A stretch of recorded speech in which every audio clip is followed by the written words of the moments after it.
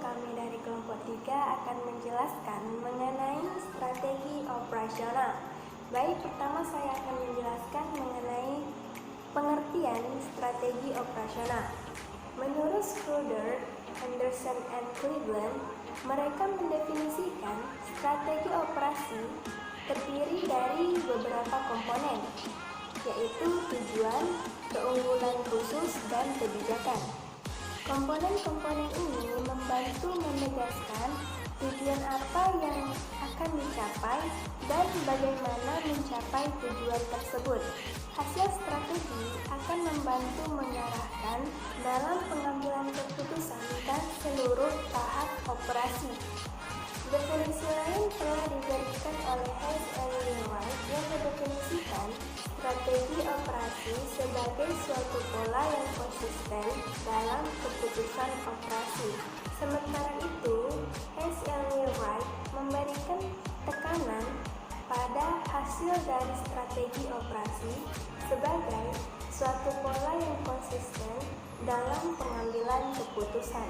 Schroeder juga menekankan strategi operasi sebagai suatu yang mendahului pengambilan keputusan, tetapi keduanya menyetujui bahwa hasilnya adalah pola pengambilan keputusan yang konsisten. Selanjutnya adalah karakteristik umum dari strategi operasional.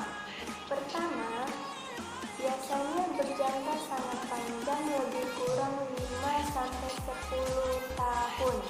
Yang kedua, bersifat spesifik dalam hal yang abstrak tetapi tidak spesifik dalam rincian konkret. Ketiga, strategi merupakan perasaan umum atau budaya di seluruh organisasi. Strategi ini dapat digunakan di mana saja dalam perusahaan untuk menuntun pengambilan keputusan di mana tidak adanya kebijakan. Keempat, biasanya berfokus pada beberapa bidang spesifik dan bukan pada kelompok besar. Dan yang kelima, keputusan yang diambil oleh perusahaan akan memperlihatkan suatu pola yang konsisten yang mengukuhkan pandangan. Saya akan membahas tentang perumusan strategi operasi. Jadi perumusannya itu masukan yang relevan untuk proses perencanaan strategi itu adalah kebutuhan pelanggan akan produk atau jasa, kekuatan dan kelemahan pesaing, lingkungan secara umum, kekuatan atau kelemahan budaya dan sumber daya organisasi sendiri. Sudah pembahasan yang ketiga, di sini saya akan menunjukkan beberapa aspek unik dari produk atau jasa yang harus dipertimbangkan dalam strategi. Jadi ada beberapa hal.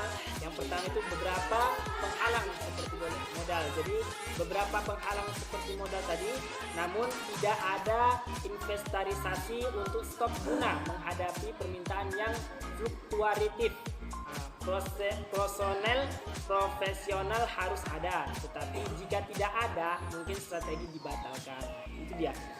Jika dalam bidang jasa harus mengutamakan kepuasan pelanggan. Namun ada lagi penentuan lokasi yang strategis karena jasa sering tidak dapat diangkut. Jadi dari kesimpulan tadi yang pembahasan dari saya tadi, di sini kita lebih relevan lagi untuk menjadi agar lebih paham lagi, maka proses perumusan strategis itu ada pelanggan, ada kelemahan pesaing, budaya, kelemahan perusahaan, budaya perusahaan, ada lingkungan, sumber daya perusahaan, kekuatan perusahaan. Jadi ada juga strategi bisnis itu juga tadi terlingkup yang sudah saya sebutkan. Namun ada lagi strategi pemasaran, strategi operasi, ada strategi wabarakatuh. Di sini saya akan menjelaskan tentang fokus operasi. Fokus operasi dapat dikembangkan sebagai bagian dari proses strategi yang telah dijelaskan oleh teman saya. Beberapa jenis dari dimensi fokus perlu kita pertimbangkan, yaitu meliputi 6 poin. Yang pertama, fokus produk atau fokus jasa. Yang kedua, jenis proses yang meliputi proses, kelompok, lini atau terus menerus. Yang ketiga teknologi, yang keempat volume penjualan, yang kelima itu make to order, yang keenam produk baru dan produk mapan. Tetapi kehilangan fokus dapat terjadi. Menyebabkan cara kehilangan fokus dapat terjadi itu ada 3 poin. Yang pertama itu keluaran terbaru. Keluaran terbaru ini ialah ketidakmampuan untuk mengendalikan bermacam keahlian yang diperlukan dari tiap lini menyebabkan organisasi kehilangan fokus. Yang kedua itu atribut baru.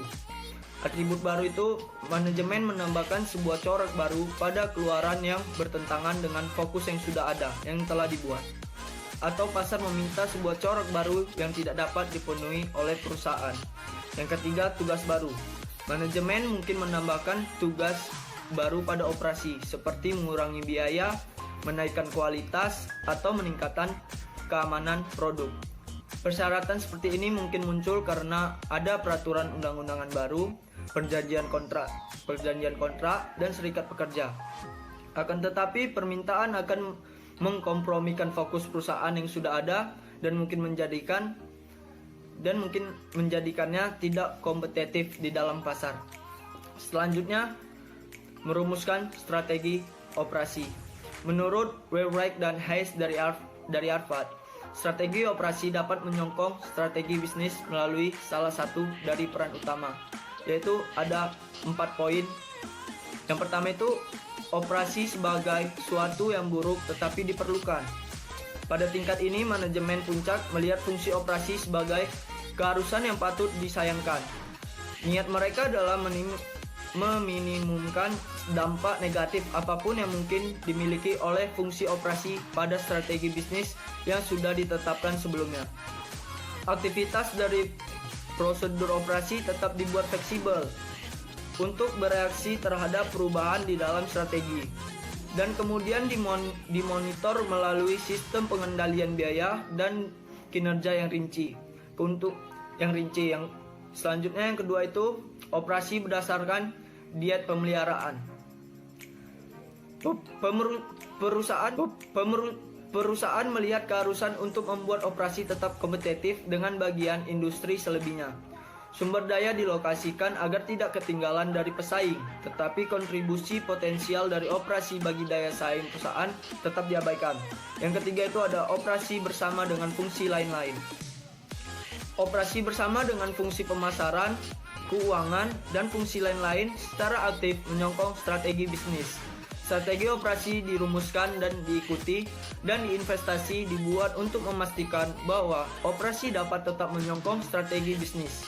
Yang terakhir itu ada operasi sebagai senjata kompetitif. Pada tingkat tertinggi ini, atau pada tingkat terakhir ini, operasi telah menjadi senjata kompetitif untuk perusahaan. Tidak hanya strategi operasi, tetapi juga memberikan keuntungan kompetitif bagi organisasi yang merupakan dasar bagi strategi bisnis. Sekian dari saya. Assalamualaikum warahmatullahi wabarakatuh.